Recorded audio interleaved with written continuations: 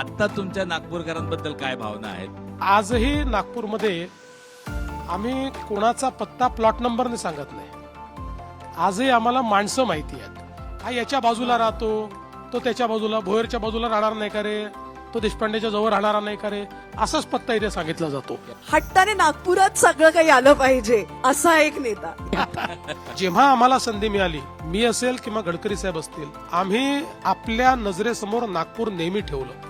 तशी नागपूर पण आर्थिक राजधानी व्हावी या बाबतीत काही पावलं? नागपूर ही सांस्कृतिक राजधानी आहे. हा, सांस्कृतिक राजधानी. त्यामुळे विचार हे नागपूरमधनं तयार होतात आणि ते देशभरामध्ये जातात.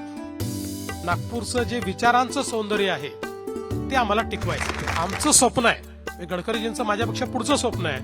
माझं स्वप्न आहे की नागपूरची नाग नदी ही निर्मल आणि अविरल वाहताना मला पाहिजे आहे आणि गडकरी साहेबांना त्या नाग नदीमध्ये वॉटर ट्रान्सपोर्ट सुरू करायचं.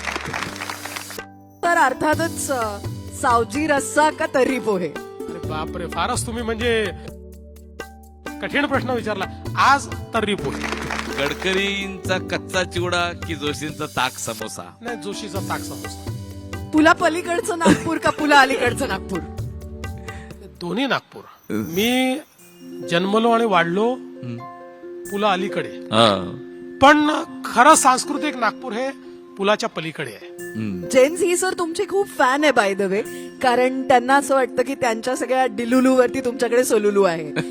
तर त्या जेन्झीला समजा पर्यायी शब्द द्यायचा असेल तर काय सांगा? नागपूरचा शब्द पक्का आहे, आजकालचे पोट्टे. बस, जेनजी म्हणजे आजकालचे पोट्टे हा नागपूरचा शब्द आहे.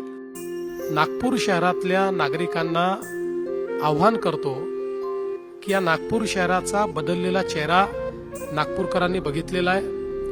गडकरी साहेबांच्या नेतृत्वामध्ये एक अत्यंत आधुनिक शहर आम्ही तयार केलेलं आहे.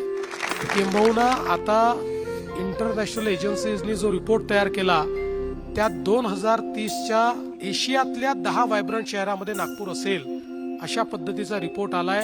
हे आपण करू शकलो. गरीबातल्या गरीब आणि श्रीमंतातल्या श्रीमंताच्या जीवनामध्ये आपण परिवर्तन केलंय.